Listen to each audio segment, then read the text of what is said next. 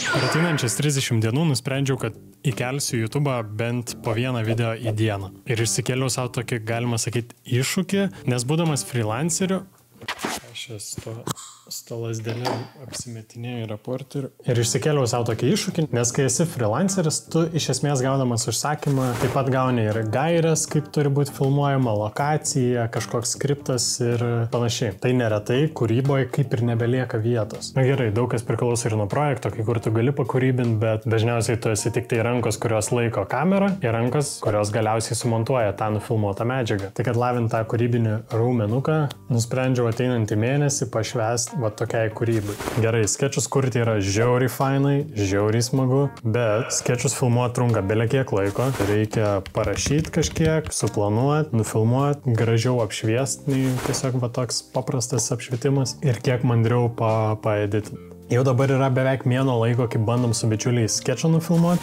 Ir pats skečas iš savęs nėra labai sudėtingas, bet tai trunka žiauriai ilgai, nes visų pirma tai oro sąlygos, vieną dieną lyja, kitą dieną sninga, kitą dieną biški saulė šviečia, bet vėjas milžiniškas. Ir mano bičiuliai, su kuriais filmuojam šitą skečą, kaip visi normalūs žmonės turi darbą. Ir tai, kad visiems iškristų laisva diena ir būtų tobulas oras, reikia daug sėkmės, ko pastaruoju metu ir nebuvo. Ir kas svarbiausia, man tą skečą befilmuojant, man visą laiką kilo dvejonės, ar tas skečas pakankamai geras, ar bus įdomu žiūrėti ir panašiai. Tai dar tas dasideda. Projektinis failas net užvadintas skečas išmetimui. Tai galų gale bičiuliai kalbėjo, kad davai, padarom, pabaigiam skečą. Blogiausiu atveju tiesiog niekur nekelsim ir viskas, turėsim bent jau dėl savęs smagiai praleisti laiką. Ir ko laukiam tų tobulų sąlygų, nusprendžiau padaryti tiesiog kiekvieną dieną po video. Konceptas tai visai paprastas, filmuosiu vlogo stiliaus, skečo stiliaus, mašinų videokus, kiekvieną dieną papušint save biški, kad kažką sukurt, kažkur pajudėti į priekį. Ok, tai ką aš čia filmuosiu per tas 30 dienų? Mėnesio eigoje bus šiokių tokių eventų, filmavimų ir panašiai, tai kažkiek parodysiu behind the scenes, turėsim vieną eventą, dėl kurio turbūt į Latviją važiuosim, aš tikiuosi, kad išvažiuosim. Pavyzdžiui, rytoj turiu niekas neruoštą podcast'o filmavimą, tai manau parodysiu behind the scenes iš ten. Nu žodžiu, esmė vlogo tipo video ir pagrinde labai noriu vėl pamilti video montažą, nes kai tenka montuoti labai ilgą laiką tą patį per tą patį, savaime aišku, kad atsiranda rutina, monotonija ir tai atsibosta ir automatiškai tu net nebenori matyti to premjero langą. Gerai, tai biški papezėjau. Yra vienas dalykas, ką jau noriu parodyti. Taip, ir tai yra visų studenčių pirmoji meilė, svajonė. Tai yra Volkswagen Golfas 6.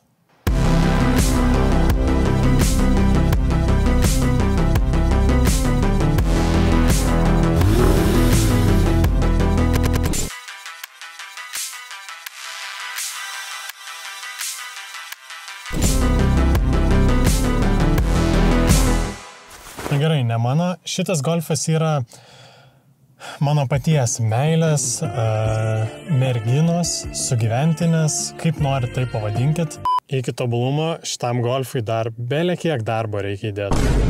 Tai per ateinančias 30 dienų, aš manau, tai ir pamatysit. Tai visų pirma reikia iš naujo aptraukti lubas, jos yra nuo amžiaus atšokusios jau.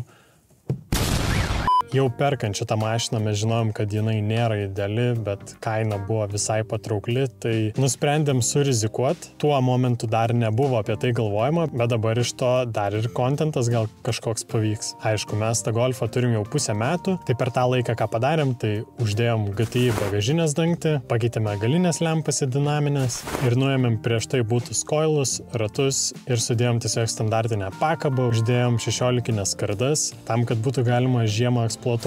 Gerai, tai kokios modifikacijos dar laukia? Tai visų pirma pabandysim aplinkui kėbulą visur esančias rūdis sutvarkyti. Tada pakeisim iš šitų baisių skardų galbūt kokius gražesnius ratus. Tada kada nors ateityje pakeisim bumperį. Galbūt į kokį nors GTI. Dar nenusprendėm, variantų tikrai yra. Ir aišku, tada pakeisime priekinės lempas į kažkokias mandresnes, nes dabar visiškai kaip NPC Golfas atrodo. Turim visokių tokių patepliojimo aplinkui kėbulą. Tada yra aplinkui arkas visokių rūdžių, tai jas reikia sutvarkyti. Slenkščiam jau paskutinės valandos kapsi. bet visumoje pats golfas tikrai dar neatrodo labai blogai.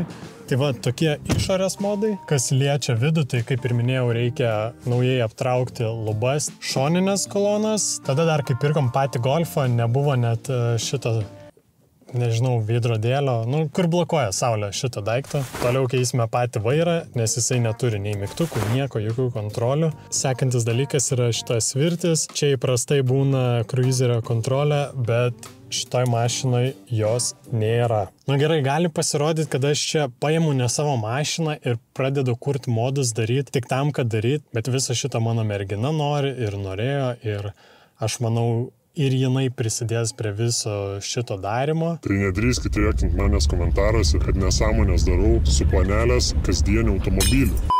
Gerai, jau temsta, laikas namo, tai nežinau, ar grįžęs kažką dar filmuosiu. Jeigu filmuosiu, tai ten susimatysim. O jeigu nefilmuosiu, tai susimatom rytoj, kur nusivesiu jūs į užkulisius kartu su savim į niekas neruoštą podcast'o filmavimą. Tai vat, būsit pirmieji pamatę užkulisius iš podcast'o filmavimo, iš gamybos. Aišku, gal kažkam įdomu, neįdomu, bet tokia bus rytoj diena ir tai ir parodysiu. Tai jei namie nesusimatom, tai davai. Gerai, manau, Nedai Zimantui ką tik išaugo konkurencija dėl kaklo.